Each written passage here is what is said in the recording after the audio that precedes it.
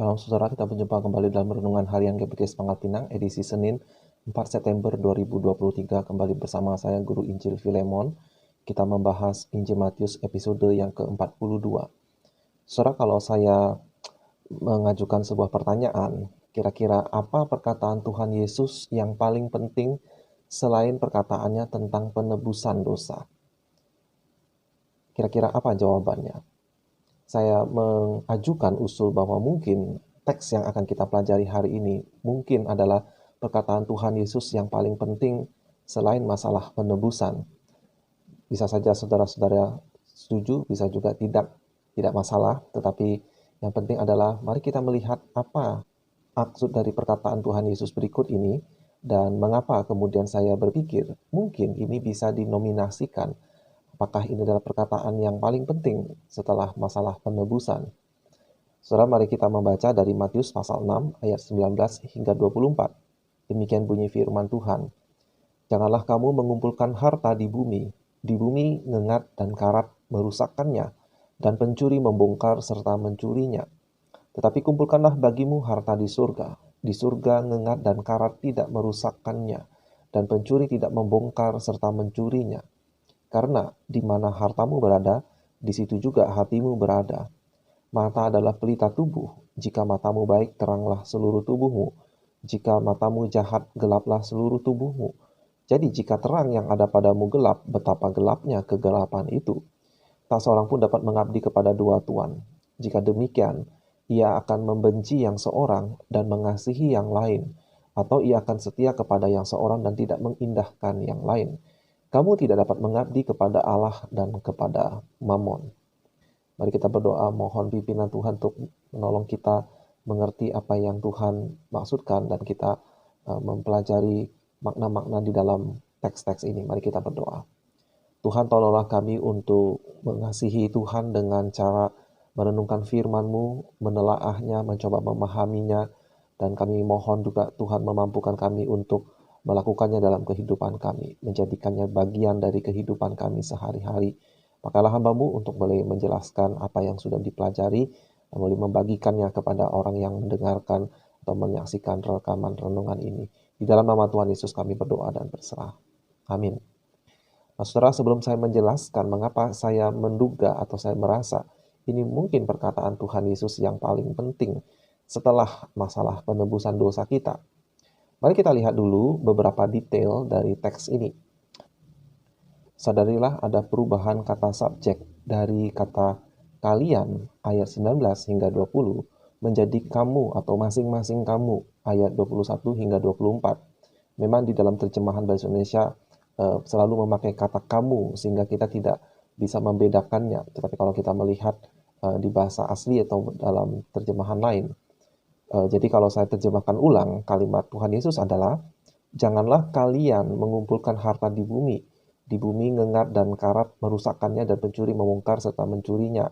Tapi kumpulkanlah bagi kalian harta di surga. Di surga ngengat dan karat tidak merusakkannya dan pencuri tidak membongkar serta mencurinya. Kata kalian berubah menjadi kamu atau engkau, singular, sendirian, atau masing-masing. Karena di mana hartamu masing-masing berada, di situ juga hatimu masing-masing kamu berada. Mata adalah pelita tubuh, jika matamu baik, teranglah seluruh tubuhmu. Jika matamu, sekali lagi ini singular, jikalau engkau matamu masing-masing itu jahat, gelaplah seluruh tubuhmu. Jadi jika terang yang ada padamu gelap, betapa gelapnya kegelapan itu. Tidak ada seorang pun, jadi singular di sini dapat mengabdi kepada dua tuan. Karena jika demikian, ia membenci yang seorang dan mengasihi yang lain.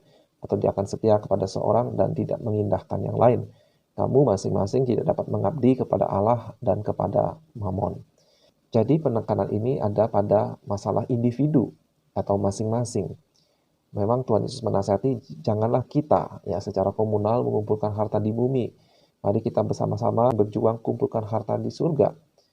Tetapi ini adalah masalah individu, yaitu masalah masing-masing. Jadi di mana hartamu berada, di situ juga hatimu. Yang kedua, pengajaran Tuhan Yesus ini menggunakan metode metonimi, yaitu sebuah perwakilan dari satu bagian untuk mewakili keseluruhan. Mata sebagai perwakilan seluruh tubuh atau seluruh diri kita. Karena dengan indera kita mengamati apa yang terjadi di sekitar kita, tetapi apa yang kita perbuat mencerminkan hati kita atau keseluruhan diri kita. Ayat 22, mata adalah pelita tubuh. Jika matamu baik, teranglah seluruh tubuhmu. Jika matamu jahat, gelaplah seluruh tubuhmu. Jadi di sini juga ada permainan kata. Jika matamu sehat, di dalam bahasa Yunani-nya, itu bisa berarti jikalau matamu sehat, maka seluruh tubuhmu penuh terang. Sebaliknya jika matamu sakit atau kabur, maka sakitlah atau gelaplah seluruh tubuhmu. Dan yang ketiga, terang di sini dalam kaitan dengan kemurahan hati kepada sesama yang kesusahan. Dan jikalau matamu terang dalam arti peka dan juga mengasihi, sehingga bertindak dalam kemurahan hati kepada sesama yang sedang susah atau miskin. Mengapa? Sebab konteksnya adalah soal mamon. Mamon adalah bahasa Aram untuk uang atau harta. Dan ini bukan pengajaran yang baru, melainkan sejak perjanjian lama, Tuhan Allah telah memerintahkan bangsa Israel untuk mengasihi sesama seperti dirinya sendiri. Bahkan Tuhan Allah membuat sebuah peraturan yang berkaitan saudara-saudara yang miskin. Yang pada masa itu ada peraturan yang Tuhan buat, tahun Sabat atau tahun ke-7, seluruh hutang di Israel itu dihapuskan atau diputihkan, dan semua budak atau hamba itu dimerdekakan. Tuhan mencegah orang-orang Israel menjadi pelit, tidak mau memberi hutang kepada saudaranya yang kesusahan atau yang miskin, karena takut pemutihan di tahun Sabat itu. Jadi Tuhan memberi perintah demikian, Ulangan 15 ayat 7 hingga 11. Jika sekiranya ada di antaramu seorang miskin, seorang saudaramu, di dalam salah satu tempatmu, di negeri yang diberikan kepadamu oleh Tuhan Allahmu, maka janganlah engkau menegarkan hati, ataupun menggenggam tangan terhadap saudaramu yang miskin itu. Tetapi engkau harus membuka tangan lebar-lebar baginya, dan memberi pinjaman kepadanya dengan limpahnya, cukup untuk keperluannya, seberapa ia perlukan. Hati-hatilah supaya jangan timbul di dalam hatimu pikiran dursila. Demikian, sudah dekat tahun ke-7, tahun penghapusan hutang, dan engkau menjadi kesal terhadap saudaramu yang miskin itu, dan engkau tidak memberikan apa-apa kepadanya. Maka ia berseru kepada Tuhan tentang engkau, dan hal itu menjadi dosa bagimu. Engkau harus memberi kepadanya dengan limpahnya, dan janganlah hatimu berduka cita apabila engkau memberi kepadanya. Sebab oleh karena hal itulah Tuhan Allahmu akan memberkati engkau dalam segala pekerjaanmu dan dalam segala usahamu. Sebab orang-orang miskin tidak hentinya akan ada di dalam negeri itu. Itulah sebabnya aku memberi perintah kepadamu demikian. Haruslah engkau membuka tangan lebar-lebar bagi saudaramu yang tertindas dan yang miskin di negerimu. Saudara, ini adalah sebuah fakta yang mungkin kurang enak di telinga kita. Dan ini diulangi oleh Tuhan Yesus saat ia memuji Maria yang mempersembahkan minyak narwastu yang mahal untuk membasuh kakinya. Ada orang-orang, terutama Yudas ya, yang mengatakan, apakah tidak lebih baik minyak itu dijual dan uangnya dibagikan untuk orang miskin? Lalu Yesus mengatakan kata-kata yang serupa, yaitu bahwa orang-orang miskin akan selalu ada pada kita, akan selalu ada di antara masyarakat kita. Tetapi Yesus dalam inkarnasinya, dia tidak selalu berada di dunia ini. Suatu hari dia akan pergi, dan biarlah apa yang Maria perbuat itu untuk mengenang dan juga untuk penghormatan kepada Yesus. Nah, kata-kata itu diulangi atau sudah pernah disebutkan Tuhan di dalam perjanjian lama di ayat yang tadi. Sebab orang-orang miskin tidak hentinya akan ada di dalam negeri itu. Itulah sebabnya kita harus membuka tangan lebar-lebar kepada saudaramu yang tertindas dan miskin.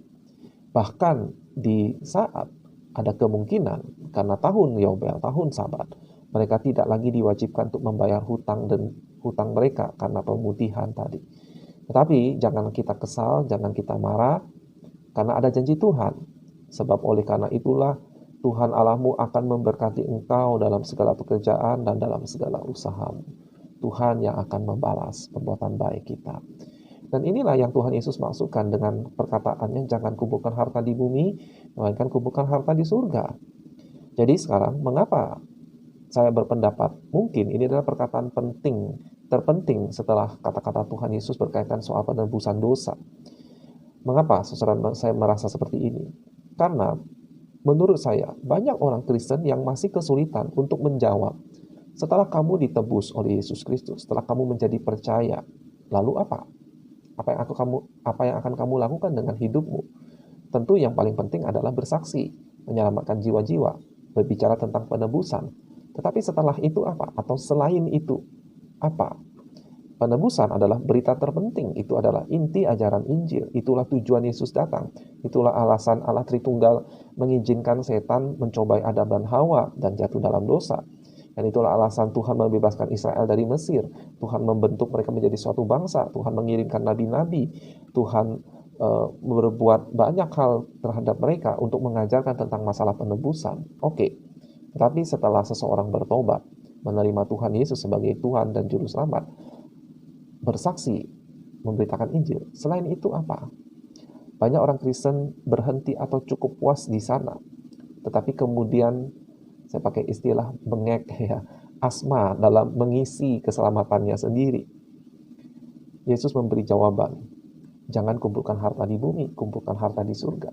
Nah saudara, kalau kita melihat, kalau saya mensurvei ayat-ayat di dalam Alkitab berkaitan dengan upah, soal harta di dunia maupun harta di surga, maka kita akan menemukan konsep upah ini yang luar biasa. Misalnya Tuhan Yesus pernah berkata, kalau kamu tidak setia terhadap harta milik orang lain, siapa yang akan mempercayakan kepadamu harta yang sesungguhnya?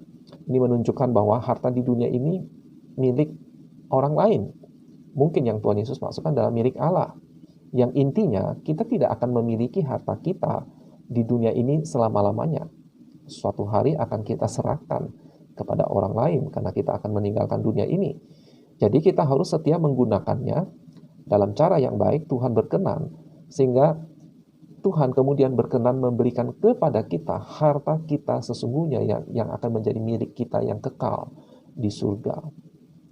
Tetapi berapa banyak orang Kristen, berapa persen dari jemaat kita yang sama giatnya dalam mengumpulkan harta di surga dengan mengumpulkan harta di bumi? Maksud saya, berapa banyak waktu, energi, perhatian, bahkan emosi untuk mengumpulkan harta di dunia ini, ya, pekerjaan, karir. Tetapi kemudian setelah itu, berapa banyak yang dipakai untuk mengumpulkan harta di surga? Jadi inilah mengapa alasan ini alasan yang penting. Mengapa ini menjadi mungkin perintah kedua yang terpenting yang Yesus katakan setelah masalah penebusan. Sebab ini memberikan petunjuk apa yang harus kita lakukan setelah menerima penebusan. Bukankah perintah yang terutama adalah kasihlah Tuhan Allah, dan kemudian perintah kedua yang sama penting, kasihlah sesama. Betul saudara, dan perintah ini ya adalah masalah kasih. Kita mengasihi Allah dengan segenap hati, Allah yang mengasihi manusia, sesama kita. Jadi kita harus mengasihi sesama. Dan hukum Taurat mengajarkan, kasihilah sesama seperti kita mengasihi diri kita sendiri. Karena ada kaitan hukum pertama dan hukum kedua itu. Jadi kalimat soal harta, yang saya katakan, kalau kamu tidak setia dalam harta orang lain, siapa yang akan berikan kepadamu harta yang sesungguhnya? Itu ada di dalam Lukas 16. Ada apa di situ? Di situ Tuhan Yesus memberi ilustrasi tentang seorang bendahara yang diberi kabar tuannya akan memecat dia, akan memberhentikan dia. Tetapi belum tiba waktunya. Maka dia membuat rencana yang licik untuk menyelamatkan dirinya sendiri. Ia memanggil orang-orang yang punya hutang kepada tuannya itu. Lalu ia mendiskon, ya, dia memotong hutang mereka dengan cara membuat surat hutang yang baru. Karena dia masih menjabat sebagai bendahara, maka surat hutangnya itu sah. Jadi orang-orang itu akan membayar lebih kecil dari hutang yang sebenarnya. Diberikan ilustrasi, ada yang berhutang 100 tempayan minyak, dikorting tinggal 50 tempayan. Ada yang berhutang 100 pikul gandum, dikorting menjadi tinggal 80. Apa tujuan bendahara itu? Memang ini adalah sebuah kecurangan. Nanti bila dia benar-benar sudah dipecat oleh tuannya, maka ada orang-orang yang berhutang budi padanya. Maka merekalah yang siap membantunya. Mungkin siap memberi bantuan keuangan, mungkin siap menampungnya, atau bahkan mempekerjakannya. Lalu setelah ilustrasi itu, Tuhan membuat komentar seperti ini. Tuhan itu memuji bendahara yang tidak jujur itu karena ia telah bertindak dengan cerdik. Sebab anak-anak dunia ini lebih cerdik terhadap sesamanya daripada anak-anak terang. Dan aku berkata kepadamu, ikatlah persahabatan mempergunakan mamon yang tidak jujur, supaya jika mamon itu tidak dapat menolong lagi, kamu diterima di dalam kemah abadi. Artinya, kita perlu belajar tentang hitung-hitung untung rugi seperti yang lazim dilakukan oleh orang-orang dunia ini. Hitunglah, dan kita akan menemukan jauh lebih untung kalau kita mengumpulkan harta di surga. Kalau kita pergunakan waktu di dunia ini, harta yang sementara ini, untuk bisa mengumpulkan harta yang kekal di surga. Caranya adalah, ikatlah persahabatan dengan mempergunakan mamon yang tidak jujur, yang artinya gunakan harta yang sementara di dunia ini untuk berbuat baik, seperti bendahara itu. Ya, itu adalah harta tuannya, tapi dia pakai untuk berbuat baik kepada sesamanya, sehingga sesamanya akan membalas budinya. Dengan berbuat baik, kita mengumpulkan harta di surga, dan bila waktunya uang itu kita tinggalkan, mamon itu tidak bisa menolong, kita diterima di dalam kemah abadi. Lalu di dalam Lukas ini, ayat-ayat berikutnya mirip dengan apa yang ditulis oleh Matius, yaitu Lukas 16. Ayat 10, barang siapa setia dalam perkara kecil, ia setia juga dalam perkara-perkara besar. Dan barang siapa tidak benar dalam perkara-perkara kecil, ia tidak benar juga dalam perkara-perkara besar. Jadi jikalau kamu tidak setia dalam hal mamon yang tidak jujur, siapakah yang akan mempercayakan kepadamu harta yang sesungguhnya? Dan jikalau kamu tidak setia dalam harta orang lain, siapakah yang akan menyerahkan hartamu sendiri kepadamu? Ini ayat yang saya maksud. Seorang hamba tidak dapat mengabdi kepada dua tuan, karena jika demikian, dia akan membenci yang seorang dan mengasihi yang lain, atau dia akan setia kepada yang seorang dan dia tidak mengindahkan yang lain. Kamu tidak dapat mengabdi kepada Allah dan kepada Mamon. Ya, kata-kata yang sama dikutip di dalam Matius. Dan kemudian respon orang-orang Farisi adalah kesal, dan Lukas memberi keterangan orang-orang Farisi itu adalah hamba-hamba uang. Mereka mencemooh Tuhan, mereka tamak akan uang untuk kepentingan diri sendiri dan mengabaikan amal sedekah belas kasihan. Dan ini berarti kita tetap dipanggil untuk bekerja, mengumpulkan harta di bumi, tetapi goalnya bukan berakhir di dunia ini. Sebab di dunia sekarang ini hampir semuanya bekerja dengan uang. Uang sendiri tidaklah jahat di dalam dirinya, ya. Tamak akan uanglah yang membuat kita menjadi jahat. Uang adalah alat, bisa dipakai untuk alat kejahatan, bisa dipakai untuk alat kebaikan. Yesus memanggil kita untuk memperalat uang itu, ya, dengan pakai istilah ikat persahabatan dengan mamon yang tidak jujur. Dan di sepanjang Injil Matius pasal 5 dan 6 ini saja, Tuhan secara eksplisit menyebut upah 9 kali. Dan kalau kita hitung di pasal 10, dia akan menambah lagi membahas tentang upah. Tidak heran kemudian Rasul Paulus kemudian berkomentar seperti ini di Kisah Para Rasul pasal 20, ayat 33 hingga 35. Perak atau emas atau pakaian tidak pernah aku ingini dari siapapun juga. Kamu sendiri tahu bahwa dengan tanganku sendiri aku telah bekerja untuk memenuhi keperluanku dan keperluan kawan-kawan seperjalananku. Dalam segala sesuatu telah kuberikan contoh kepada kamu bahwa dengan bekerja demikian kita harus membantu orang-orang yang lemah. Saya ulangi, bahwa dengan bekerja demikian kita harus membantu orang-orang yang lemah dan harus mengingat perkataan Tuhan Yesus, sebab ia sendiri telah mengatakan adalah lebih berbahagia memberi daripada menerima. Dan ini kata-kata Paulus perpisahan terhadap para penatua gereja Efesus. Dan dia berkata kemungkinan mereka tidak akan bertemu dia lagi dan mereka menangis terseduh-seduh. Nah, biasanya kata-kata perpisahan itu adalah kata-kata yang paling penting. Salah satunya adalah soal bekerja supaya bisa membantu orang yang miskin, adalah lebih berbahagia memberi daripada menerima. Jadi itulah mengapa saya yakin kalau ini bukan soal yang paling penting, mungkin ini paling penting kedua atau yang ketiga. Jadi bekerjalah dengan baik, saudara. Kumpulkan harta di dunia ini, lalu pergunakan untuk mengumpulkan harta di surga. Etos kerja yang tinggi, lalu pergunakan dengan baik untuk kebaikan.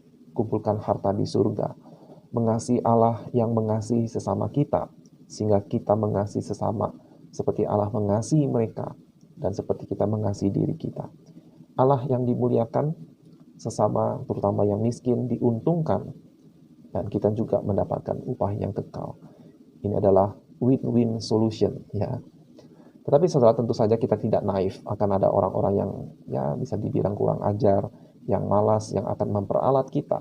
Tidak apa-apa, kita tetap move on. Kita jangan kapok berbuat baik. Bahkan seperti sudah dinubuatkan bahwa akan selalu ada orang-orang miskin di sekitar kita, di masyarakat kita. Jadi baiklah, ini mendorong kita untuk bekerja keras sebaik-baik mungkin. Dan saya mendoakan dengan sungguh-sungguh supaya setiap jemaat GP Kris Mekah Pinang diberkati pekerjaannya. Saudara yang saat ini sedang belum ada pekerjaan, atau pekerjaan saudara saat ini sedang sangat minim, sangat pas-pasan, saya doakan supaya Tuhan juga memberkati saudara dengan berlebih, agar saudara juga mampu untuk menolong sesama dengan lebih banyak lagi, tetapi bukan untuk dipakai untuk keegoisan diri sendiri. Saya rasa kalau kita berdoa sungguh-sungguh, suatu hari Tuhan akan mengabulkan keinginan kita yang baik. Tapi biarlah kehendaknya yang jadi.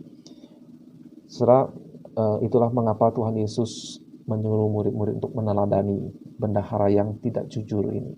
Orang dunia ini saja cerdik dalam hal untung rugi. Mengapa kita harus bodoh?